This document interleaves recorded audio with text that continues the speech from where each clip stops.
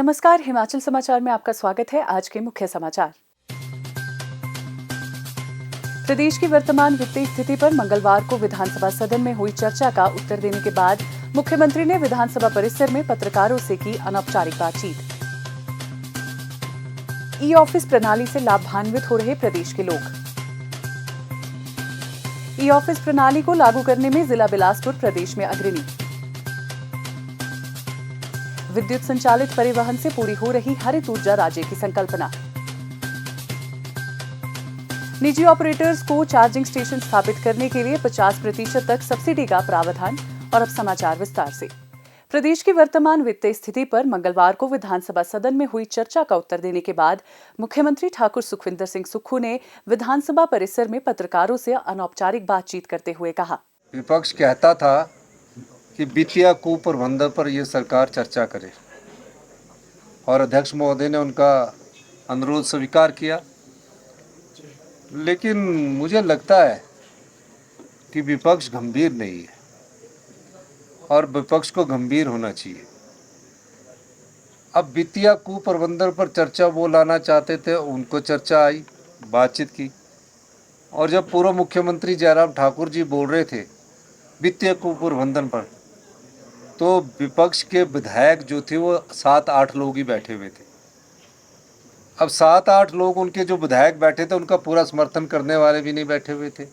और जिस प्रकार का वित्तीय कुप्रबंधन उनकी सरकार के समय हुआ है वो हमने बताया। हमने कहा कि जिस राज्य में 2017-18 से लेकर रेवेन्यू डेफिसिट ग्रांट 10,000 करोड़ तक मिलती रही, 11,000 तक मिलती रही, 9,000 तक मिलती रही, उस राज्य में हमें रेवेन्यू डेफिसिट ग्रांट 3,000 करोड़ रुपया अगले वर्ष मिलने वाली है। हमने ये भी कहा कि 5 साल जो जीएसटी कंपनसेशन था, जो कि जून 2022 में ख़त्म हो गया, 17 में शुरू हुआ था, जून 2022 में ख़त्म हो गया। आपको तकरीबन हर साल कोई 1300 करोड़, 1500 करोड़ रुपये, 1800 करोड़ रुपये मिलता रहा। पूरा डाटा मैंने अंदर पढ़ा है, आपने लिखा होगा, उसको मैंने आपको बताया। फिर रेवेन्यू सरप्लस होने के बाद राज्य की ऐसी हालत क्यों हुई और क्यों नहीं आपने सरकारी कर्मचारियों का डीए दिया, जो 10,000 करोड़ की लायबिलिटी हम पर छोड़ गई। ये सब उनके कार्यकाल का है। 11 दिसंबर 2022 को हिमाचल प्रदेश में कांग्रेस की सरकार बनती है, वित्तीय स्थिति को देखती है। वित्तीय स्थिति से 1 साल के फैसले जो इनकी सरकार के समय थे, बड़े बड़े होटलों को पानी फ्री कर दिया, बिजली फ्री कर दी, 900 संस्थान खोल दिए, 50% बस का किराया महिलाओं के लिए फ्री कर दिया। कहा कि हमें तो चुनाव जीतना है और चुनाव जीतने के संदर्भ में जो भी फैसले किए गए, पूरी अर्थव्यवस्था का बेड़ा गर्क करने में पिछली सरकार ने कोई कुताही नहीं बरती। मैं दावे के साथ कह सकता हूँ, हमारी सरकार आई, हम वित्तीय संकट से गुजर रहे थे, आर्थिक संकट था प्रदेश में। 1 साल के अंदर हमने आर्थिक संकट पर काबू पाया। ये हमारी सरकार की प्रमुख विशेषता 1 साल के अंदर आई। और उसके बाद आपदा आई प्रदेश में, आपदा से हम निपटे। नीति आयोग ने हमारी प्रशंसा की। शांता कुमार बीजेपी के वरिष्ठ नेता थे, जिन्होंने बीजेपी को यहाँ स्थापित किया, उन्होंने हमारी प्रशंसा की। और 1 साल बाद जो फिस्कल डिसिप्लिन और फिस्कल प्रूडेंस के लिए हमने फैसले लिए और जो इनके समय का कैश फ्लो मिसमैनेजमेंट हुआ, उसको हमने ठीक किया। और आज मुझे खुशी है, जहां प्रदेश आर्थिक समृद्धि की तरफ आगे बढ़ रहा है, वह फिस्कल डिसिप्लिन के माध्यम से हम प्रदेश की अर्थव्यवस्था को मजबूती प्रदान कर रहे हैं। सूचना प्रौद्योगिकी के इस युग में डिजिटल ऑफिस प्रणाली को प्रदेश में व्यापक स्तर पर स्थापित किया जा रहा है। ई ऑफिस सरकारी कार्यालयों में एक सरलीकृत, उत्तरदायी, पारदर्शी और जवाबदेह कार्य प्रणाली स्थापित करता है। मुख्यमंत्री ठाकुर सुखविंदर सिंह सुक्खू की ई ऑफिस प्रणाली की संकल्पना को साकार करने की दिशा में अनेक कदम उठाए गए हैं। इस योजना को सफल करने के लिए जिला स्तर पर भी प्रयास किए जा रहे हैं। प्रदेश में ई ऑफिस प्रणाली को सफलतापूर्वक लागू करने में बिलासपुर राज्य का अग्रणी जिला बनकर उभरा है। जिला बिलासपुर में अब तक 26 विभागों को ई ऑफिस व्यवस्था से जोड़ा गया है। जिला प्रशासन इस वर्ष के अक्टूबर माह के अंत तक शेष विभागों को ई ऑफिस से जोड़ने वाला प्रदेश का पहला जिला बन जाएगा। इस पहल के अंतर्गत ई ऑफिस व्यवस्था लागू होने से अब तक केवल उपायुक्त कार्यालय में ही 5175 ई फाइल्स बनाई गई हैं, जबकि 89,552 ई फाइल्स को स्थानांतरित किया गया है और 25,955 ई रसीदें बनाई गई है। इसके अतिरिक्त 11,22,020 ई रसीदें अब तक स्थानांतरित की गई हैं। इस पहल को अपनाते हुए सभी उपमंडल कार्यालय और खंड विकास कार्यालय भी ई ऑफिस प्रणाली का हिस्सा बन रहे हैं। ई ऑफिस एक डिजिटल वर्कप्लेस सॉल्यूशन है। ये प्रणाली निर्णय लेने में शीघ्रता और अधिक प्रभावी प्रक्रिया के लिए अग्रणी रिकॉर्ड को सुव्यवस्थित बनाए रखने में सुविधा प्रदान कर रही है।